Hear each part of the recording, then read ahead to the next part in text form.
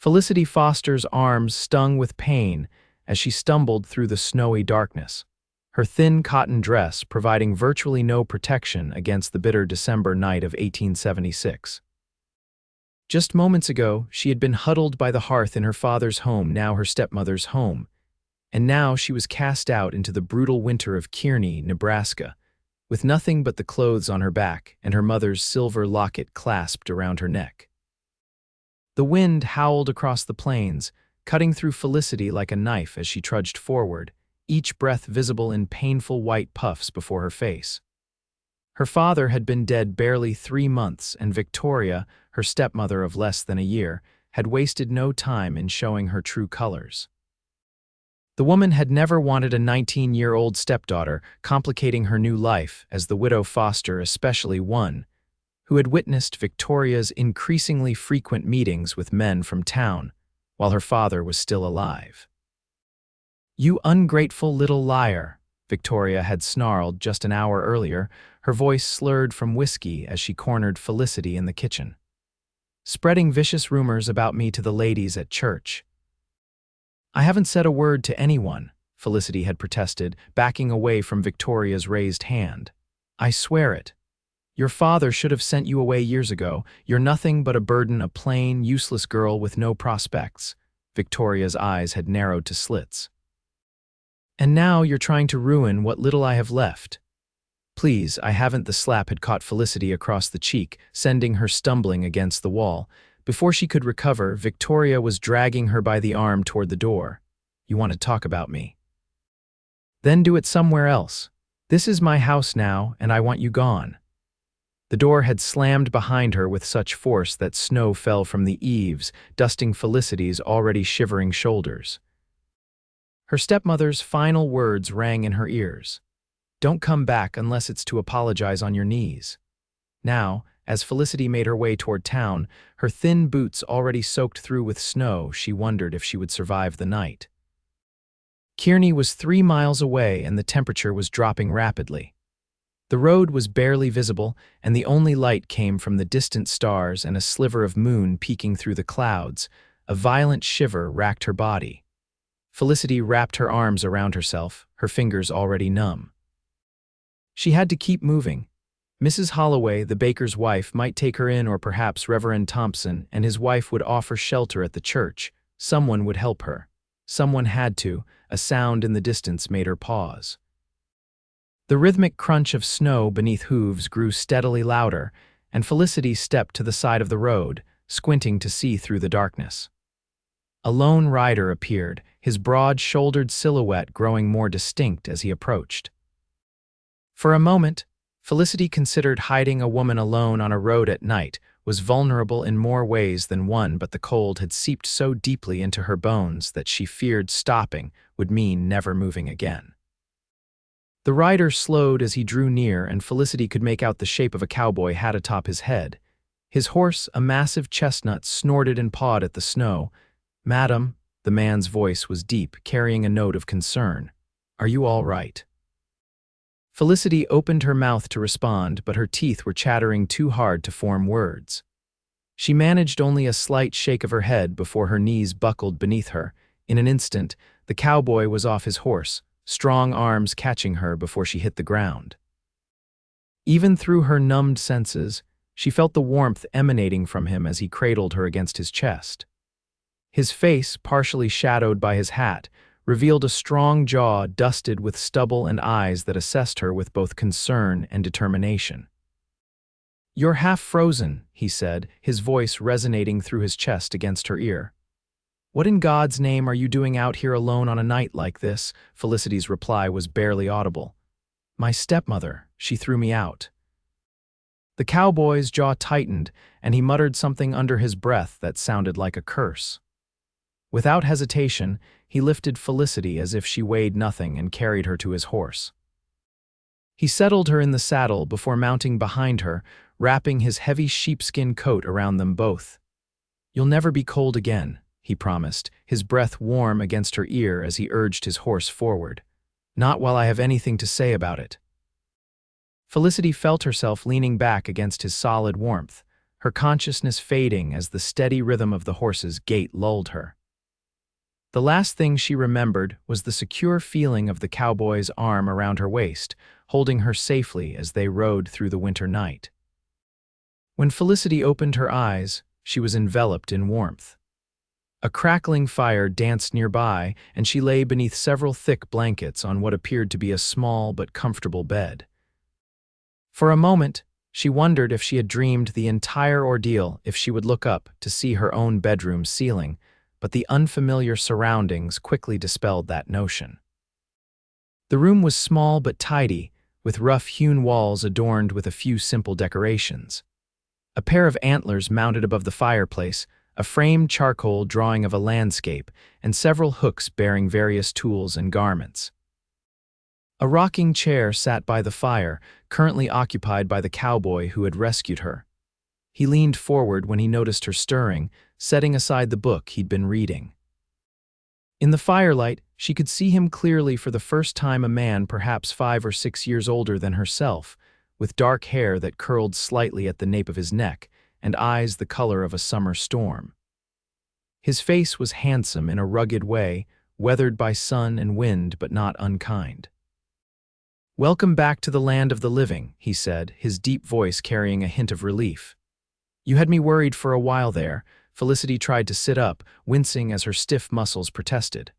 "Where am I?" "My cabin," he replied, moving to pour water from a kettle into a mug.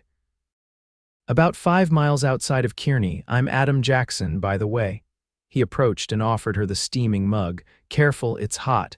Felicity took it gratefully, letting the warmth seep into her palms. "Felicity Foster," she managed, her voice hoarse. "Thank you for saving me." Adam nodded, returning to his chair with a grim expression. "You were nearly gone when I found you, another half hour in that cold." He didn't finish the sentence, but he didn't need to. They both knew what would have happened. Felicity sipped the water, which was infused with something herbal and soothing. "I don't know how to repay you." "No need for that," Adam said firmly. "No decent man would leave a woman to freeze to death." His eyes studied her with quiet intensity. "Though I'd like to have a word with whoever put you in that situation." Memories of Victoria's rage flooded back, and Felicity's hand trembled slightly, nearly spilling her tea. "My father died 3 months ago," she explained, keeping her eyes on the mug. "Pneumonia took him quickly. My stepmother, she never wanted me there, even when he was alive. Tonight she accused me of spreading rumors about her in town." Felicity looked up, meeting Adam's gaze. "I wasn't, but she wouldn't listen. She's been entertaining men while my father's barely cold in his grave, and she knows I know." Adam's expression hardened. "So she threw you out into a blizzard rather than face her own shame." "I suppose that's the heart of it," Felicity agreed quietly. A comfortable silence fell between them as Felicity drank her tea. She suddenly became aware that she was wearing an oversized shirt that certainly wasn't her own, and her cheeks flushed hot. Adam seemed to read her thoughts. "Mrs. Winters from the neighboring homestead came over to help. She changed your clothes, yours were soaked through. She left some of her daughter's things for you to wear when you're ready." He nodded toward a neatly folded pile on a nearby table. "They're a bit worn, but dry and warm." Relief washed over Felicity. "Thank you, and please thank Mrs. Winters for me as well." Adam nodded, then stood and moved to tend the fire. "You should rest more. Dawn's still hours away, and you need to recover your strength." He added another log to the flames. "I'll sleep in the barn. You'll be safe here." As he turned to leave, Felicity called out, "Mr. Jackson." He paused, looking back at her with those storm-gray eyes. "Just Adam, please." "Adam," she repeated softly. "What were you doing out so late on such a terrible night?" A ghost of a smile touched his lips. "Delivering a calf at the Wilson place. Their prize heifer picked the worst night of the year to birth her first." His expression grew more serious. "If I hadn't been there, if I'd taken the main road instead of the shortcut past your stepmother's property." He shook his head slightly. "Well, let's just say I'm glad I was where I needed to be." With that, he took his coat from its hook by the door and stepped outside, leaving Felicity alone with the crackling fire and her thoughts. Despite everything, the betrayal, the cold, the fear, she found herself filled with an unexpected feeling of safety. For the first time since her father's death, someone had put her welfare first, had treated her with kindness rather than as an inconvenience. Felicity sank back against the pillows, pulling the blankets tight around her. Outside, the wind continued to howl, but it couldn't touch her now. Adam Jackson had promised she'd never be cold again, and somehow, despite having just met him, she believed him completely. Morning came with a gentle golden light filtering through the cabin's single window. Felicity woke slowly, momentarily disoriented by her surroundings until the events of the previous night came flooding back. She sat up, noticing that the fire had been tended recently, the flames dancing merrily in the hearth. The borrowed nightshirt was warm but inappropriate for daytime, so she reached for the clothes Mrs. Winters had left a simple blue calico dress, slightly faded but clean, and woolen stockings that would be a blessing against the cold floor. She dressed quickly, grateful for the privacy. The cabin was empty, but she could hear movement outside, the rhythmic sound of an axe splitting wood. Felicity smoothed her hair as best she could without a mirror and tentatively opened the door. The world outside was transformed. Snow blanketed everything in pristine white, sparkling in the morning sun. The air was crisp and cold, but without last night's bitter wind, it felt almost pleasant. Adam stood at a chopping block near a small barn, bringing his axe down in powerful, practiced strokes. He'd removed his coat in spite of the cold, and his shirt stretched across broad shoulders as he worked. He looked up at the sound of the door, setting down his axe and wiping his brow with a forearm. "Morning," he called, approaching the cabin. "How are you feeling?" "Much better," Felicity replied, pulling a borrowed shawl tighter around her shoulders. "Thanks to you." Adam shook his head dismissively. "There's coffee on the stove and porridge keeping warm if you're hungry." Felicity nodded, suddenly aware of the gnawing emptiness in her stomach. She hadn't eaten since yesterday's noon meal, Victoria having denied her supper as an earlier punishment before ultimately throwing her out. "I should get back to town," she said, though the thought filled her with dread. "I need to figure things out." Adam studied her face, his expression unreadable. "The roads are still bad from the storm. Wouldn't be safe to try before noon." He gestured toward the cabin.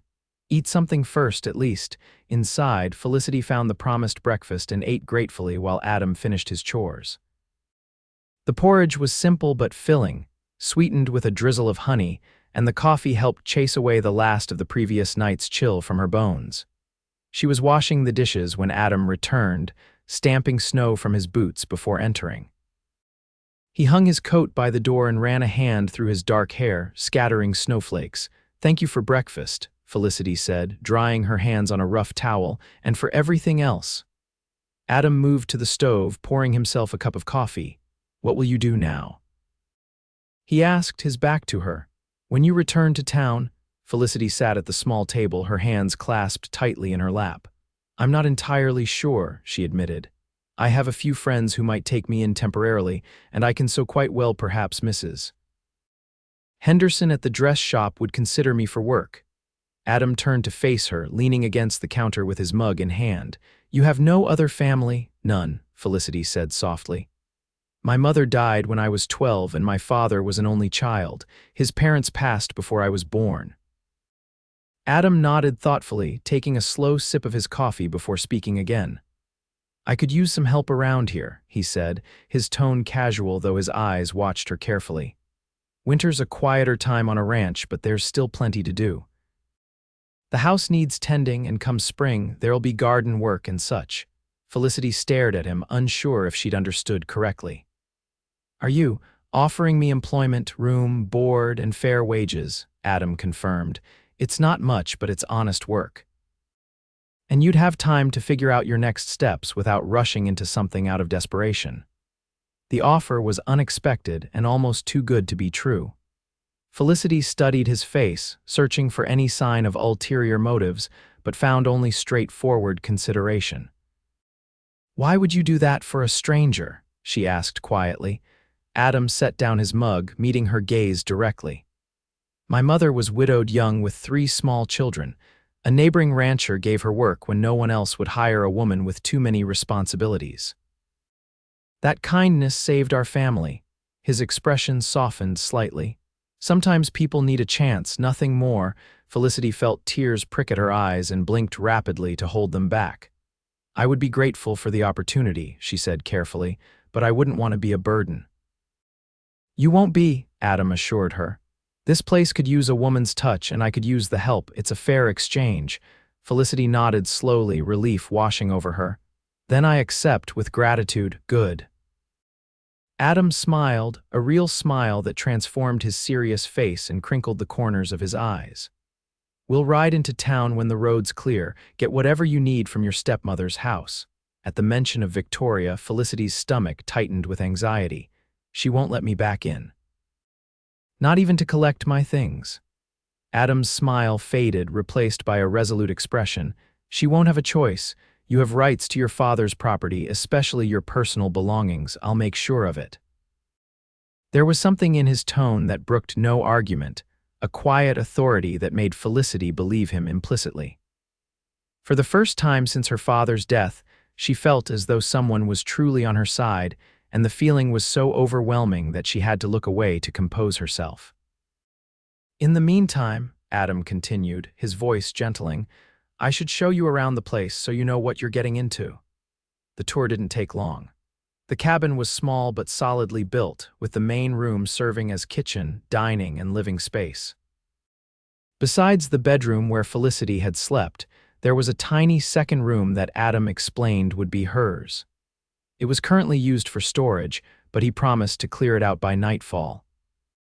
Outside, Adam showed her the barn where he kept his horses, the chestnut stallion, Thunder, who had carried them through the storm, and a gentle mare named Daisy. A few chickens scratched in a protected corner of the yard, and a milk cow lowed softly from her stall. It's not much, Adam said as they stood in the yard surveying the small homestead, but the land is paid for and it's mine. It's lovely, Felicity replied sincerely. After the uncertainty of the night before, the humble ranch seemed like a paradise of security. Adam glanced at her, a question in his eyes. You're used to finer things, I expect. Your father's house in town is one of the larger ones. Felicity shook her head. That house never felt like home after my mother died. Father was rarely there, always at his business, and when Victoria moved in.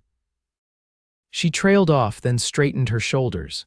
I'd rather live in a cabin with honest people than a mansion with snakes. Adam's mouth quirked up at one corner. Well, I can promise you honesty, at least. He looked toward the road, snow's starting to melt. We could make it to town in a couple of hours if you're feeling up to it. Felicity nodded, though her heart raced at the thought of confronting Victoria. The sooner I collect my things, the sooner I can truly move forward. An hour later, they were on horseback headed toward Kearney. Adam had insisted Felicity ride Daisy while he took Thunder, explaining that the mare had a smoother gait and would be easier on her still recovering body. The air was cold, but the sun was strong, turning the snow-covered landscape into a glittering expanse that hurt the eyes if viewed directly. Have you lived here long? Felicity asked as they rode side by side down the packed snow of the road. Adam nodded. 7 years, came west from Pennsylvania after the war. You fought in the war. Felicity studied his profile, trying to calculate his age. Joined up in '63, just turned 18, he confirmed, his expression tightening slightly. Saw enough in those 2 years to last a lifetime. Felicity fell silent, respecting the shadow that had crossed his face. Many men who had survived the conflict preferred not to speak of it, her father included. After a moment, Adam continued unprompted. When it ended, I couldn't go back to the farm, too many ghosts. My older brother took over the family place and I headed west with nothing but Thunder and what I could carry. His voice softened. Found this territory and something in me knew it was where I belonged. Worked ranch jobs until I could afford my own land. And your mother, your siblings. Mother passed 3 years back. My brother runs the family farm with his wife and children. My sister married a shopkeeper in Philadelphia. A fond smile touched his lips. They write regularly, always asking when I'll come to my senses and return east. Felicity smiled at the affection in his voice. But you won't. Adam shook his head, gazing out at the wide Nebraska sky. This is home now, the open space, the honest work. There's a freedom here I couldn't find anywhere else." They rode in companionable silence after that, and Felicity found herself studying Adam when he wasn't looking. There was something compelling about him, not just his kindness or his handsome features, but a quality of steadiness, of absolute reliability. He was, she realized, the exact opposite of the men Victoria entertained, those smooth-talking, well-dressed townsmen with their flashy smiles and empty promises. As they approached the outskirts of Kearney, Adam turned to her. "Where to first? Your stepmother's house." Felicity's stomach churned at the thought, but she nodded resolutely. Best to get the most difficult task done first. The Foster house stood on a corner lot at the respectable end of Main Street, a handsome two-story structure with a wide porch and decorative trim. As they approached, Felicity could see smoke rising from the chimney and lace curtains drawn across the front windows. Victoria was home. Adam dismounted first, then helped Felicity down from Daisy. His hands were strong and warm at her waist, and for a moment she found herself looking up into those gray eyes, drawing courage from their steadfast gaze. "You don't have to face her alone," he said quietly. Felicity nodded, grateful beyond words. They tied the horses at the hitching post and ascended the porch steps together. Felicity raised her hand to knock, then hesitated, her courage faltering. "This was my home," she whispered, more to herself than to Adam, "and now I'm a visitor." Adam's hand came to rest lightly at the small of her back, a reassuring pressure. "Your father's house," he reminded her. "You have every right to be here." Drawing a deep breath, Felicity knocked firmly on the door. For a long moment, there was no response, and she was about to knock again when the door swung open to reveal Victoria Foster. Her stepmother looked immaculate, as always, her dark hair arranged in a fashionable style, her maroon dress neatly pressed, but her eyes widened in shock at the sight of Felicity. That shock quickly morphed into a cold displeasure that hardened her attractive features. "Well," Victoria said, her voice dripping with disdain, "I certainly didn't expect to see you again so soon, or at all, really." "I've come for my belongings," Felicity replied, proud that her voice remained steady despite the trembling in her hands. Victoria's gaze shifted to Adam, her expression changing subtly as she took in his tall, imposing figure. "And who might this be?" she asked, her tone taking on a honeyed quality that made Felicity's skin crawl. "Adam Jackson, madam," Adam replied with cool civility. "I found Miss Foster nearly frozen to death on the road last night after you saw fit to throw her out in a blizzard." Victoria's composure faltered momentarily before she drew herself up, eyes narrowing. "My stepdaughter chose to leave after making outrageous accusations. If she regretted that decision in the cold light of day, that's hardly my concern." "We're not here to debate what happened," Adam said firmly. "Felicity has come for her personal possessions, which are legally hers. We can do this simply, or we can involve Sheriff Davis. Your choice, Mrs. Foster." Victoria's face flushed with anger, but her eyes darted nervously to the street, where several passers-by had slowed to watch the confrontation. Scandal was the one thing Victoria Foster could not abide, at least not when it cast her in an unfavorable light. "Fine," she spat, stepping back from the doorway. "Take your things and go, but be quick about it. I have callers expected shortly." Felicity moved past Victoria into the house, Adam following close behind. The home smelled of furniture, polish, and perfume exactly as it had the day before, yet it felt entirely alien to her now. She led the way upstairs to her bedroom, relieved to find it untouched. "It won't take long," she told Adam as she pulled her traveling trunk from beneath the bed. "I don't have many possessions." Together, they packed her clothing, a few cherished books, her sewing supplies, and the small keepsakes that had belonged to her mother, a silver hairbrush, a cameo brooch, a pressed flower from her wedding bouquet preserved between glass. When they came to a framed photograph of Felicity with her parents, taken when she was 12, just before her mother's illness, Adam handled it with particular care. "You favor your mother," he observed, studying the image of the delicate woman with Felicity's same golden brown hair and gentle eyes. "Everyone says so," Felicity replied, carefully wrapping her mother's china shepherdess in a chemise before tucking it into the trunk. Father used to say it was a comfort and a torment having her face before him every day after she was gone. They worked quickly and efficiently, Adam carrying the heavier items while Felicity gathered the smaller ones. Within 30 minutes, her entire life was packed into the trunk and 2 carpet bags. "Is that everything?" Adam asked, surveying the now barren room. Felicity nodded, taking one last look around. "Everything that matters." As they descended the stairs, Felicity carrying 1 carpet bag while Adam managed the trunk and the other bag, they found Victoria waiting in the entryway, arms crossed over her chest. "There's the matter of the locket," Victoria said coldly, extending her hand. "The silver one you're wearing. It belonged to your father's mother, which makes it a family heirloom that should remain with me." Felicity's hand flew to her throat, where her mother's locket hung on its delicate chain.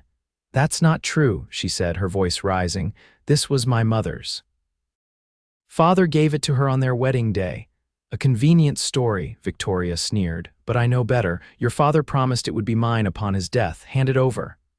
Adam set down the trunk with deliberate care, then straightened to his full height, his expression darkening. "Mrs. Foster," he said, his quiet tone somehow more intimidating than if he had shouted, "I suggest you reconsider your claim. Unless you have written documentation that this specific piece of jewelry was left to you in Mr. Foster's will, you have no legal right to demand it." Victoria's eyes darted between them, calculating. "The will left everything to me," she insisted, though with less conviction. "Everything that wasn't specifically designated otherwise," Adam corrected. "Personal effects that belonged to Felicity's mother would naturally pass to her daughter." Sheriff Davis would agree, as would Judge Wilson. He stepped closer, his voice dropping further. "And I'm certain neither of them would appreciate hearing how you cast your stepdaughter out in a lethal storm. Attempted murder carries serious consequences, even for a widow of your standing." The blood drained from Victoria's face. "You wouldn't dare make such accusations." "I would if you forced the issue," Adam replied evenly. "Now, are we finished here?" Victoria's hands clenched at her sides, but she stepped back, her lips pressed into a thin line. "Take your things and get out. All of you, and don't come back." Adam nodded curtly, then picked up the trunk again. "After you, Felicity." Outside, with the door shut firmly behind them, Felicity released a shaky breath. "Thank you," she whispered. "I never could have stood up to her like that alone." Adam secured the trunk to Thunder's saddle with practiced efficiency. "You're stronger than you know," he said, glancing at her with something like admiration. "Many would have broken down in there, but you held your ground." "Only because you were beside me," Felicity admitted. Adam smiled, the expression warming his entire face. "Then I'm glad I was there." He helped her mount Daisy, then handed up the carpet bags. "Where to now? Is there anyone in town you'd like to visit before we head back?" Felicity considered. "The general store, if you don't mind." "I should buy some supplies if I'm to work for you properly. Fabric for proper work, dresses, thread, perhaps some soap, of course." As they rode toward the center of town, Felicity was acutely aware of the curious glances cast their way. Kearney wasn't a large town, everyone knew everyone's business, and the sight of Felicity Foster riding alongside a handsome rancher the day after she'd apparently left her stepmother's home was certain to set tongues wagging. At the general store, the bell above the door jingled merrily as they entered. Mrs. Granger, the proprietor's wife, looked up from her knitting, her eyes widening at the sight of them. "Felicity Foster, as I live and breathe," she exclaimed, setting aside her work. "We were just talking about you. Victoria was in first thing this morning, telling everyone you'd run off in the night without a word. Said you'd been acting strange ever since your poor father passed." Felicity felt heat rise to her cheeks, both from embarrassment and indignation. "That's not true, Mrs. Granger. My stepmother threw me out during the storm last night. Mr. Jackson found me on the road and saved my life." Mrs. Granger's eyes grew even rounder as she looked between them. "Mercy me," she breathed. "Is that right? Threw you out in that blizzard? Why, that's criminal, that is." "It is indeed," Adam agreed, his deep voice carrying enough authority that Mrs. Granger nodded vigorously in response. "Well, you just let me know what you need, dear," she said to Felicity, coming around the counter. "And don't you worry about Victoria's tales. Once people hear the truth, they'll know what sort of woman she really is." As they gathered the supplies Felicity needed, she found herself growing increasingly aware of Adam's presence beside her, the way he moved with quiet confidence. How his hand occasionally brushed against hers as they reached for the same item, the respectful way he addressed everyone they encountered. It was a strange feeling, this growing awareness, like nothing she had experienced before. Their shopping complete, they stepped back out into the winter sunshine. Adam was securing their purchases when a voice called out from across the street, "Felicity, wait." They turned to see a young woman hurrying toward them, her blue bonnet slightly askew as she navigated the slushy street. It was Hannah Perkins, the Reverend's daughter and one of the few friends Felicity had made since moving to Kearney 3 years earlier. "I just heard you were in town," Hannah said breathlessly as she reached them. "Mrs. Granger sent her boy to tell me." She glanced curiously at Adam, then back to Felicity. "Is it true what they're saying about Victoria?" Felicity nodded reluctantly. "I'm afraid so." Hannah's face fell. "Oh, Felicity, I'm so sorry. Father and I would have taken you in if we'd known. You know that, don't you?" "I know," Felicity assured her, touched by her friend's genuine concern. "But everything worked out for the best. Mr. Jackson has offered me employment at his ranch." Hannah's eyebrows rose as she studied Adam more carefully. "Has he indeed?" she asked, a note of protective suspicion entering her voice. Adam touched the brim of his hat respectfully. "Adam Jackson, miss. My place is about 5 miles outside of town.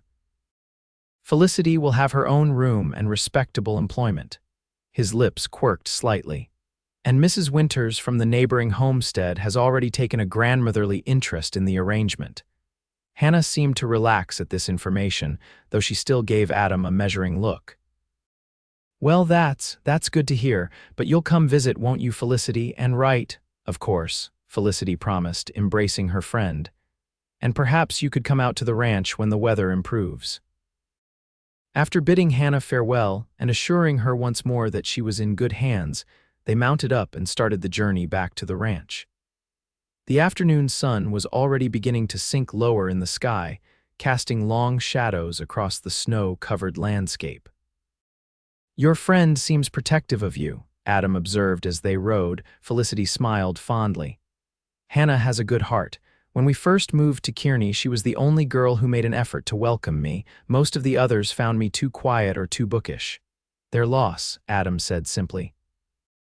They rode in companionable silence for a while, each lost in their own thoughts.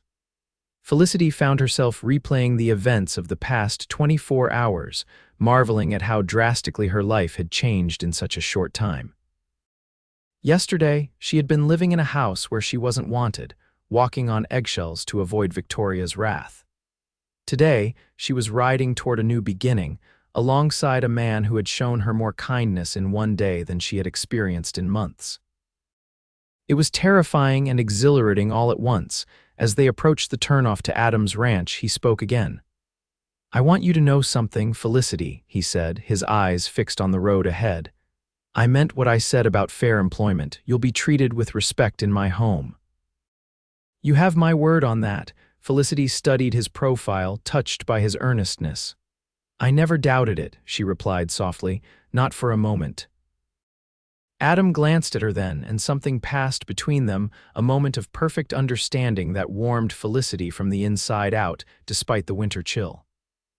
Then he looked away, clicking his tongue to urge thunder forward, and the moment passed. But as they rode the final stretch to the ranch, Felicity found herself smiling. For the first time in longer than she could remember, she was looking forward to tomorrow. The weeks that followed settled into a comfortable routine. Felicity rose early each morning to prepare breakfast before Adam returned from his pre-dawn chores. They would eat together, discussing the day ahead, before each turned to their respective tasks. Adam tended the livestock and worked on repairs around the property, while Felicity kept the cabin in order. did the washing, and prepared their meals in the evenings. They would sit by the fire, Adam often cleaning his tack or whittling, while Felicity sewed or read aloud from one of her books. At first, she had been self-conscious about her reading, unsure if Adam would appreciate literature, but his attentive silence and thoughtful questions about the stories revealed a keen intelligence and appreciation that surprised and delighted her. "Where did you learn to read like that?" he asked one evening in late January after she had finished a particularly moving passage from Dickens. "You make the characters come alive." Felicity blushed at the compliment. "My mother taught me. She loved books more than anything.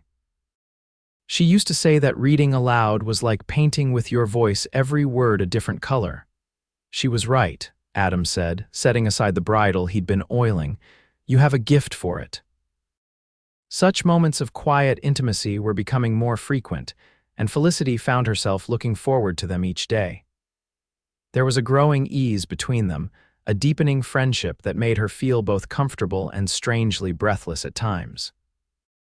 January gave way to February, and still the winter held Nebraska in its grip, though the worst of the blizzards had passed. Felicity had been at the ranch for nearly 6 weeks when she received a letter from Hannah, delivered by Mrs. Winter's son, who occasionally carried mail between town and the outlying homesteads. "She says Victoria has been telling everyone that I've fallen into ruin," Felicity told Adam that evening, her voice tight with indignation as she related the contents of Hannah's letter. "Apparently, I'm living in sin and degradation with a rough cowboy of questionable character." Adam's jaw tightened, but his voice remained measured. "People who know you won't believe such nonsense." "Hannah says most don't," Felicity confirmed, "especially after Reverend Thompson publicly scolded Victoria for abandoning her Christian duty toward me. But still, the idea that she's spreading such vicious lies." She trailed off, her hands clenching the letter. Adam was silent for a moment, then set down his coffee mug with deliberate care. "Would you like me to accompany you to church on Sunday?" he asked. "Might put some of those rumors to rest if people see us behaving respectably in public." Felicity looked up, surprised. In all the weeks she'd been there, Adam had never mentioned attending church. "You wouldn't mind?" "Not if it would help clear your name," he said simply. So it was that on Sunday morning, they rode into Kearney together. Felicity wearing her best dress, freshly pressed and mended, and Adam in a clean shirt and his least worn pair of trousers. They arrived early enough to stable the horses at the livery before walking to the small white church at the edge of town. Heads turned as they entered, whispers following in their wake. Felicity kept her chin up, grateful for Adam's solid presence beside her as they took seats in the back pew. When Victoria arrived moments later, her face tightened with visible displeasure at the sight of them. After the service, Reverend Thompson made a point of greeting them warmly, clasping Adam's hand with both of his. "Mr. Jackson, it's a pleasure to see you in God's house," he said heartily. "It's been too long." "It has," Adam agreed, a slight color touching his cheeks. "My work often keeps me away on Sundays, but I hope to attend more regularly." The Reverend turned to Felicity, his kind eyes crinkling at the corners. "And Miss Foster, you're looking well. Mrs. Thompson and I have been concerned about you since hearing of your change in circumstances." "I'm very well, thank you," Felicity assured him. "Mr. Jackson has been most kind, providing me with honest employment and a safe home." "Excellent, excellent," Reverend Thompson nodded approvingly. "The Lord works in mysterious ways, bringing good from difficult situations." As they made their way through the churchyard afterward, several townspeople approached to greet Felicity, making it clear through their friendly manner that they had not believed Victoria's slanderous tales. Even Mrs. Granger from the general store made a point of inviting them both to Sunday dinner sometime, a clear social endorsement. Victoria, meanwhile, stood by her carriage, her face a mask of cold fury as she watched the interactions. When their eyes met across the churchyard, Felicity felt a momentary chill, not of fear, but of sadness for the bitter, empty woman her stepmother had revealed herself to be. "Ready to head back?" Adam asked, offering his arm with a formality that made Felicity smile. Yes, she replied, placing her hand in the crook of his elbow. Let's go home. Home. The word slipped out naturally, and Felicity realized with a start that she truly meant it. Adam's small ranch had become home to her in a way her father's grand house in town never had been after her mother's death. There was peace there and purpose and the growing warmth of friendship seemed too mild a word for what was developing between them. Yet she dared not name the flutter in her chest whenever Adam smiled at her, or the way her skin tingled when their hands accidentally brushed. As winter slowly released its grip on the land, giving way to the first tentative signs of spring, Felicity found herself increasingly drawn to Adam. She watched him as he worked, admiring the strength in his shoulders as he chopped wood or mended fences. She listened to his deep, quiet voice as he spoke of his plans for the ranch, the cattle he hoped to acquire, the improvements he envisioned. There was a steadiness to him, a fundamental decency that she had never encountered in any other man. And sometimes, when he thought she wasn't looking, she caught him watching her with an expression that made her heart beat faster. In mid-March, the first real thaw came, turning the snow to slush and revealing patches of soggy ground beneath. The air softened, carrying hints of the spring to come. Adam spent long days outside, preparing the soil for planting and mending the damage winter had done to the outbuildings. One evening, as twilight settled over the land, Felicity took a steaming mug of coffee out to where Adam was working on the barn roof, patching holes left by winter storms. "You should come in soon," she called up to him. "It's getting too dark to see properly and supper's almost ready." Adam looked down from his perch, hammer in hand, and smiled that rare, full smile that transformed his serious face. "Is that coffee I smell?" he asked hopefully. "It is," Felicity confirmed, holding up the mug, "but you'll have to come down if you want it. I'm not climbing up there." Chuckling, Adam secured his tools and made his way down the ladder, dropping the last few feet to land lightly before her. He took the offered mug with a grateful nod, their fingers brushing in the exchange. Even that fleeting contact was enough to send a shiver through Felicity that had nothing to do with the evening chill. "Thank you," he said, taking a long sip. "Just what I needed." They stood together in the gathering dusk, Adam drinking his coffee while Felicity hugged her shawl around her shoulders. The ranch was peaceful at this hour. The chickens settled for the night, the horses munching quietly in their stalls, the first stars appearing in the darkening sky. "Spring's really coming," Felicity observed, nodding toward a patch of ground where tiny green shoots were pushing through the mud. "Those look like crocuses." Adam followed her gaze. "My mother used to say they were the bravest flowers, risking the last frosts to be the first to greet the sun." "I like that," Felicity smiled. "Brave little things." Adam's eyes moved from the flowers to her face, studying her with an intensity that made her breath catch. "Reminds me of someone else I know," he said softly. "Someone who faced the worst winter could throw at her and still found the strength to bloom again." Felicity felt heat rush to her cheeks. "I had help," she reminded him. "I wouldn't be here if not for you." Adam shook his head slightly. "You give me too much credit. I just happened to be riding by at the right moment. Everything since then, the way you've adapted, the life you've built here, that's all you're doing, Felicity." The way he said her name with such warmth and admiration made something tighten in Felicity's chest. They were standing very close now, close enough that she could see the golden flecks in his gray eyes, the slight stubble darkening his jaw, the small scar at his temple that she'd never noticed before. For one breathless moment, she thought he might kiss her. His gaze dropped to her lips and he seemed to sway slightly toward her. But then the moment passed and he stepped back, draining the last of his coffee. "We should head in," he said, his voice a touch rougher than usual. "Don't want that supper to get cold." Felicity nodded, trying to hide her disappointment as they walked back to the cabin together. Inside, she busied herself with ladling the rabbit stew she'd prepared into bowls, her hands trembling slightly as she replayed the moment in her mind. Had she imagined the look in his eyes? The way he'd leaned toward her, they ate their meal with less conversation than usual, a new awareness hanging in the air between them. When Adam excused himself to check on the animals one last time before turning in, Felicity sat alone by the fire, her thoughts in turmoil.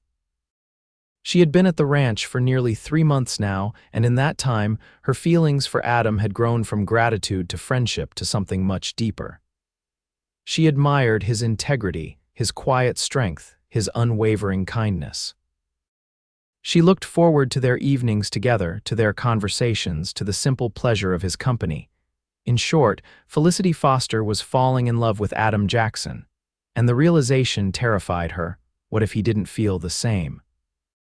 What if he saw her only as an employee, or at best, a friend? What if her growing feelings made things awkward between them? The thought of losing the comfort and security she had found at the ranch was unbearable. Yet the alternative, hiding her feelings, pretending her heart didn't race when he entered a room, seemed equally impossible. Felicity had spent too long living under Victoria's roof, concealing her thoughts, watching her words. She couldn't go back to that kind of careful pretense, not with someone who had shown her nothing but honesty. The door opened, bringing in a gust of cool, evening air along with Adam. He stamped his boots on the threshold, then hung his hat on its peg. When he turned toward the fire, his expression was inscrutable. "Everything all right?" Felicity asked, setting aside her mending. Adam nodded, running a hand through his hair. "Just fine. Thunder's got a slight limp, nothing serious, but I'll need to check his hoof again in the morning." He moved to his usual chair opposite hers, but instead of sitting, he remained standing, his hands resting on the back of the chair. "Felicity," he began, then paused, seeming to search for words. "Yes," she prompted when the silence stretched between them. Adam drew a deep breath. "I've been thinking about your situation. You've been here 3 months now, and in that time, you've more than earned your keep. The cabin's never been so well kept, and the meals." He shook his head appreciatively. "Well, I've never eaten so well in my life." Felicity smiled, though confusion stirred within her. Was this leading to a raise in her wages, or something else? "The thing is," Adam continued, his knuckles whitening slightly as his grip on the chair tightened, "I know this arrangement was meant to be temporary. A chance for you to get on your feet, figure out your next steps." He looked directly at her now, his expression serious. "If you're wanting to move on back to town, perhaps, or to another position, I'd understand. You've saved a bit of money now, and your reputation's been restored. You'd have options." Felicity felt as though the floor had dropped away beneath her. Are you asking me to leave?" she managed, her voice barely above a whisper. Adam's eyes widened. "No, God, no, that's not what I meant at all." He released the chair and took a step toward her, his expression pained. "I'm making a mess of this. What I'm trying to say is that I don't want you to feel obligated to stay here just because I helped you once. If you're happy here, I want you to stay. More than that, I want—" He trailed off, frustration evident in the set of his shoulders. Felicity rose from her chair, her heart pounding so loudly she was certain he must hear it. "What do you want, Adam?" she asked softly, finding courage she didn't know she possessed. He looked at her then, all pretense and caution falling away, leaving only raw honesty in his gaze. "I want you to stay," he said simply. "Not as my housekeeper, not as an employee. I want you to stay because you want to be here with me." Felicity's breath caught in her throat. "Adam." "I know it might be too soon," he hurried on. "And I know I'm not the kind of man your father would have chosen for you. I'm not wealthy or educated or—" "Adam," Felicity interrupted, stepping closer to him. "My father would have adored you," he stilled, searching her face. "Would he?" "Yes," she said firmly. "Because you're honest and kind and hardworking. Because you saved his daughter's life and gave her a home when she had nowhere else to go. But most of all," her voice softened, "because you make her happier than she's been since losing her mother." A look of wonder spread across Adam's face. "Felicity," he breathed, "are you saying—" "I'm saying I want to stay," she replied, her heart in her eyes, "here with you for as long as you'll have me."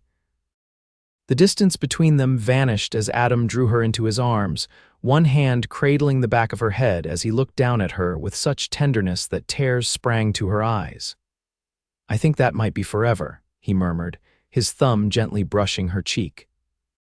"Forever sounds perfect," Felicity whispered, just before his lips met hers in a kiss that felt like coming home. Spring came in earnest to Nebraska, turning the world from brown to green almost overnight. The days grew longer and warmer, and the ranch burst into a flurry of activity. Adam planted his crops corn and wheat and vegetables, while Felicity started a kitchen garden near the cabin, nurturing seedlings she'd begun indoors during the last cold days of winter. Their relationship blossomed alongside the spring flowers. Adam courted Felicity properly, despite the fact that they lived under the same roof. He brought her wildflowers gathered during his rides across the property, carved her a delicate wooden hair comb, and took her on picnics by the small creek that ran through the eastern edge of his land. Each night, he escorted her to her bedroom door with a gentle kiss before retiring to his own room, respecting her virtue with an old-fashioned gallantry that made Felicity love him all the more. In late April, Adam rode into town and returned with a small velvet box. That evening, as the sun set in a blaze of pink and gold, he took Felicity to the hilltop overlooking the ranch and dropped to one knee before her. "I'm not a man of many words," he said, his voice husky with emotion, "but I know what's in my heart. I love you, Felicity Foster. I think I started falling for you that first night when you looked up at me with those brave eyes, half frozen but still fighting. Every day since has only made me love you more." He opened the box, revealing a simple gold band set with a small pearl. "This was my mother's ring. I'd be honored if you'd wear it as my wife." Tears blurred Felicity's vision as she looked from the ring to Adam's earnest face. "Yes," she whispered, then louder, "Yes, Adam, I'll marry you." His smile was brilliant as he slipped the ring onto her finger, then stood to gather her in his arms, lifting her off her feet in his joy. Their laughter echoed across the rolling plains as he spun her around, both of them dizzy with happiness. They set the date for June, when the wildflowers would be at their peak and the weather reliable enough for an outdoor celebration. Mrs. Winters took charge of the wedding preparations with grandmotherly enthusiasm, insisting that her girls would handle the food while she supervised the transformation of the ranch yard into a suitable venue. Felicity wrote to Hannah with the news, and within days received an ecstatic reply offering to help with her wedding dress. "Father and I will be there a week before the ceremony," Hannah wrote. "He would be honored to perform the service if you'd like." Even Victoria's continued attempts to malign Felicity's character in town couldn't dampen their happiness. When word reached them that she was claiming Felicity had trapped a simple cowboy into marriage, Adam merely laughed. "If being trapped means waking up every morning to the most beautiful, kind-hearted woman I've ever known," he said, pulling Felicity close, "then I'm the luckiest man alive." 2 weeks before the wedding, Adam rode into town to order lumber for a project he'd been secretive about. When he returned, his expression was grim. "Victoria's selling your father's house," he told Felicity as they sat at the kitchen table. "She's marrying some businessman from Omaha and moving east." Felicity absorbed this news with surprising calm. "I suppose it was inevitable," she said. "There's nothing holding her here now that her reputation's been tarnished." Adam reached across the table to take her hand. "There's something else. She's selling everything, all the furniture, all your father's possessions. The auction is set for next week." At this, Felicity felt a pang of genuine distress. "But those things belong to my father, some were my mother's. She can't just—" She stopped, realizing the futility of her protest. In the eyes of the law, everything had become Victoria's property upon her father's death. Adam squeezed her hand. "I've been saving for cattle, but we could use some of that money, buy back the important pieces." Felicity looked at him with love swelling in her heart, always thinking of her, always ready to sacrifice for her happiness. "No," she said firmly, "your plans for the ranch are important. They're our future. Besides," she managed a small smile, "the truly important things are already here." She touched the locket at her throat. "I have my memories and I have you, that's what matters." Adam studied her face, his expression soft with admiration. "You continue to amaze me, Felicity Foster, soon to be Felicity Jackson." The name sent a thrill through her. "Felicity Jackson," she repeated, savoring the sound of it. I like that very much. The day of the auction arrived, and despite her brave words, Felicity couldn't help feeling melancholy. Adam noticed her subdued mood as she prepared breakfast and came to stand behind her, his hands gentle on her shoulders. "I need to go into town today," he said casually. "Some business with the bank about the mortgage." Felicity nodded, understanding his unspoken question. "I'll be fine here. There's plenty to keep me busy with the wedding so close." Adam pressed a kiss to the top of her head. "I'll be back by supper." After he left, Felicity threw herself into work scrubbing the cabin floors, baking bread, weeding the garden. Anything to keep her mind off the auction happening in town, where strangers were bidding on pieces of her family history. The sun was just beginning to set when she heard hoofbeats approaching. Wiping her hands on her apron, Felicity stepped outside to greet Adam, only to stop short at the sight that met her eyes. Adam was leading thunder, but behind him came a wagon driven by Mrs. Winter's eldest son. In the back of the wagon sat a familiar mahogany writing desk, a rocking chair with needlepoint cushions, and several smaller items wrapped carefully in quilts. "Adam," Felicity breathed, hardly daring to believe what she was seeing. He dismounted with a slightly sheepish expression. "I know you said not to, but I couldn't let these go to strangers, not when they meant so much to you." Tears sprang to Felicity's eyes as she approached the wagon. The writing desk had been her father's, the place where he'd taught her arithmetic and penmanship. The rocking chair had been her mother's favorite, where she'd sat to read to Felicity every evening before bed. And wrapped in the quilts, she discovered her mother's china shepherdess collection, her father's favorite books, and a dozen other small treasures she'd thought lost forever. "How did you afford all this?" she asked, turning to Adam with tear-streaked cheeks. Adam shrugged, looking slightly embarrassed. Turns out Victoria was too eager to leave to care much about getting fair prices, and he hesitated. "Sheriff Davis might have mentioned to potential buyers that some of these items rightly belonged to you, and that decent folks would respect that fact." Felicity laughed through her tears, overwhelmed by the kindness of this man and their community. She threw her arms around Adam's neck, pressing grateful kisses to his face. "Thank you," she whispered against his cheek. "Thank you for bringing a piece of them back to me. You're my family now," Adam said, holding her close. "But I want our home to honor those who came before those who made you the woman I love." They spent the evening arranging the recovered treasures around the cabin, transforming the simple space into a blend of their pasts and their future together. Felicity's mother's rocking chair sat beside Adam's by the fire. Her father's desk found a place near the window where the morning light would make it perfect for writing letters or keeping the ranch accounts. The china shepherdesses perched on a shelf Adam had built specially, watching over them with painted smiles. As they stood back to admire their work, Adam slipped his arm around Felicity's waist. "It feels right," he said softly, "like they're giving us their blessing." Felicity leaned her head against his shoulder. "They would have, they would have loved you. My mother especially, she always said I should marry a man with kind eyes." Adam pressed a kiss to her temple. "And do I have kind eyes, Miss Foster?" She turned in his arms, reaching up to touch his face gently. "The kindest I've ever known, Mr. Jackson." 2 days before the wedding, Hannah arrived with her father, bringing Felicity's completed wedding dress, a simple but elegant creation of ivory satin with lace trim salvaged from her mother's own wedding gown. The men were banished from the cabin as Hannah helped Felicity try it on, making last-minute adjustments to ensure a perfect fit. "It's beautiful," Felicity breathed, turning before the small mirror Adam had hung on the wall for her. "I can't believe you made this in such a short time." "It was a labor of love," Hannah assured her, pinning a final tuck at the waist.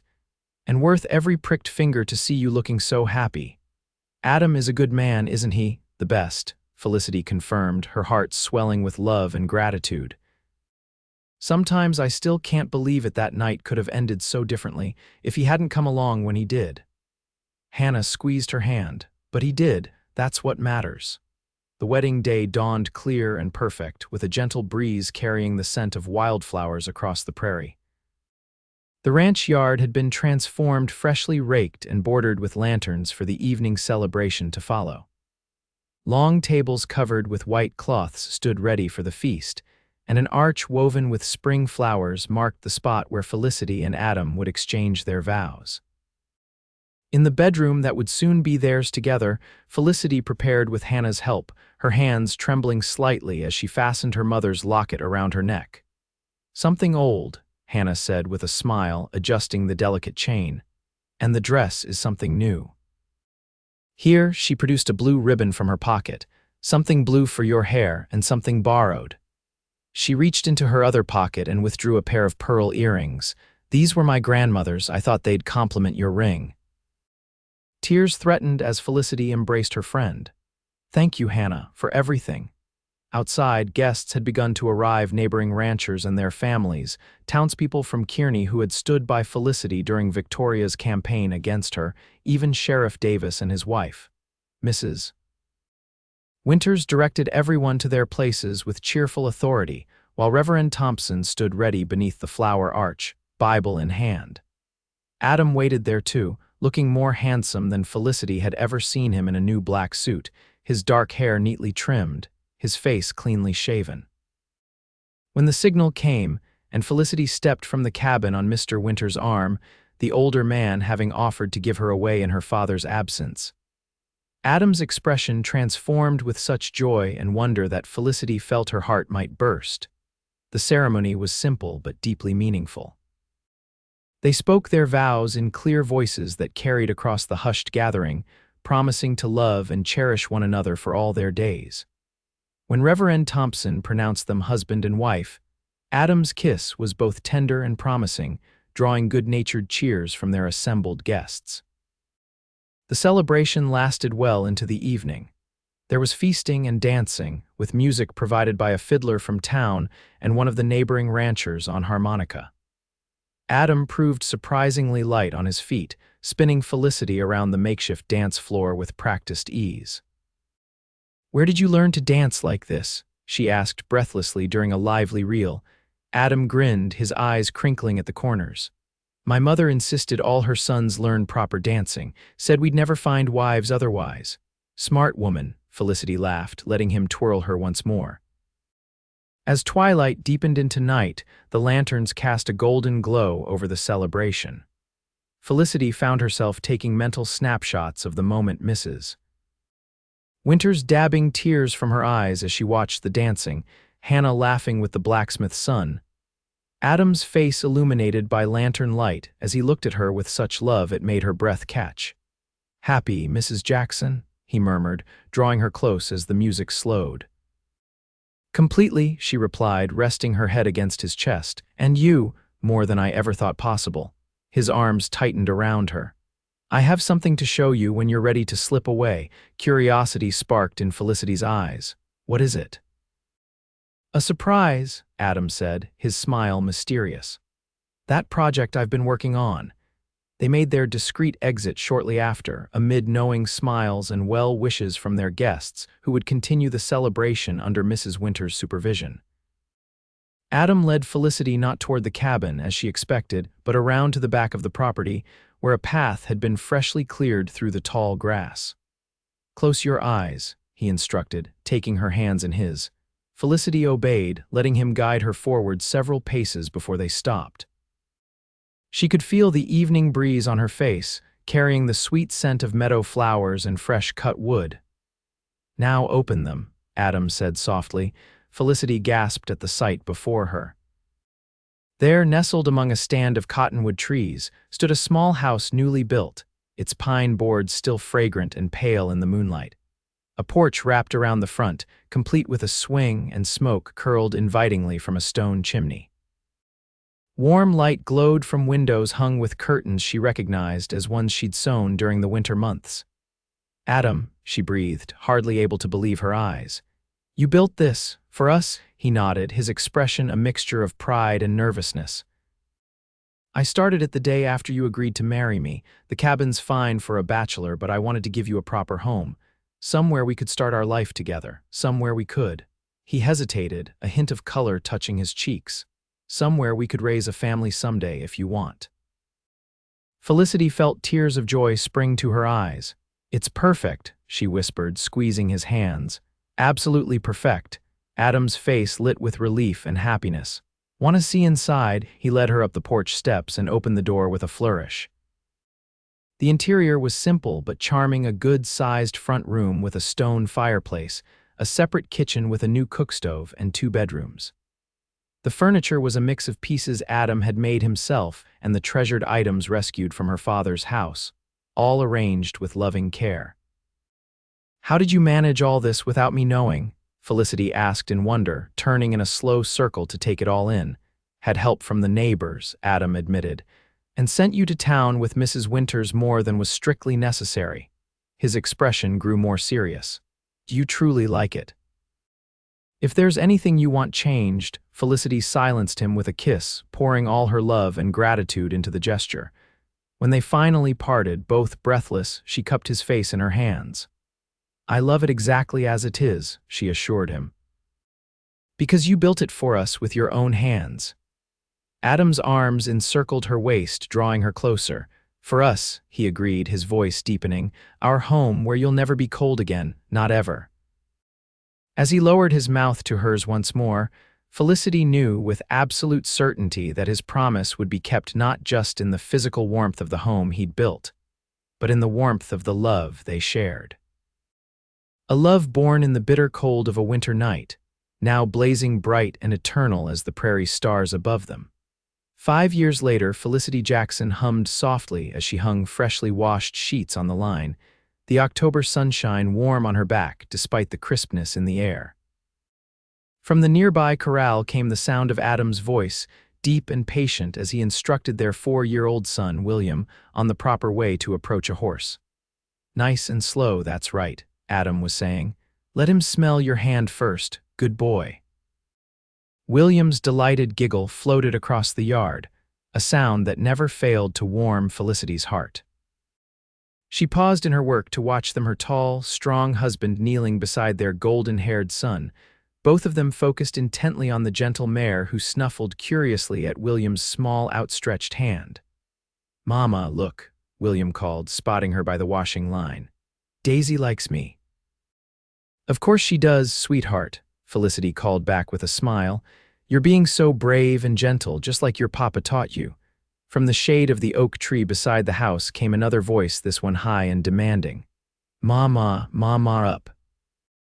Felicity turned to see her 18-month-old daughter, Catherine, toddling toward her with determined steps, arms raised in the universal request to be picked up. She had escaped the quilt where Felicity had settled her with toys, apparently deciding that watching laundry being hung was far more interesting than her wooden blocks. "Coming, my love," Felicity laughed, securing the last pillowcase to the line before scooping up her daughter. Catherine immediately nestled against her shoulder, small fingers playing with the silver locket that still hung around Felicity's neck. These moments, simple, ordinary, perfect, still struck Felicity sometimes with their precious weight. 5 years had passed since that bitter winter night when Victoria had thrown her out into the cold, yet the path that had led from that dark moment to this sun-drenched afternoon still seemed miraculous. The Jackson Ranch had prospered in those years. Adam's careful stewardship had expanded their herd and their acreage.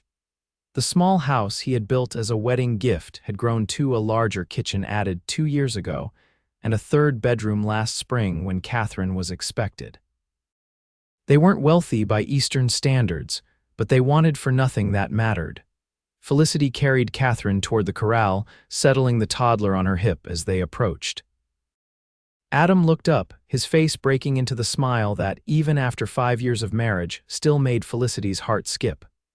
"There's my girls," he said warmly, straightening up from his crouched position beside William. At 30, Adam Jackson had only grown more handsome with the passing years. His face was more weathered from long days working outdoors, and a few strands of silver had appeared at his temples, but his eyes were as kind and steady as the day they had first met. "Dada," Catherine squealed, reaching for him with chubby arms. Adam obliged, taking her from Felicity and lifting her high before settling her against his chest. "And how's my princess this morning?" Giving your mama trouble again. She's curious about everything," Felicity said fondly, reaching out to smooth William's tousled hair. Just like her brother was at that age, William puffed out his chest at being compared to his adored father. "I'm helping Papa with the horses," he announced importantly. "We're going to teach Daisy's new colt to wear a halter." "A very important job," Felicity agreed solemnly. "But perhaps one that can wait until after dinner. Mrs. Winters brought over an apple pie this morning and it's cooling on the windowsill." "Pie." William's eyes lit up, his attention immediately diverted from horses to the promise of sweets. Adam laughed, shifting Catherine to his shoulder as he opened the corral gate. "Your mother knows exactly how to get your attention, son. You get that sweet tooth from her side of the family." "I certainly did not," Felicity protested with mock indignation. "My father couldn't resist a good pie any more than William can." The mention of her father brought the familiar bittersweet pang it always did, but without the sharp edge of grief it had once carried.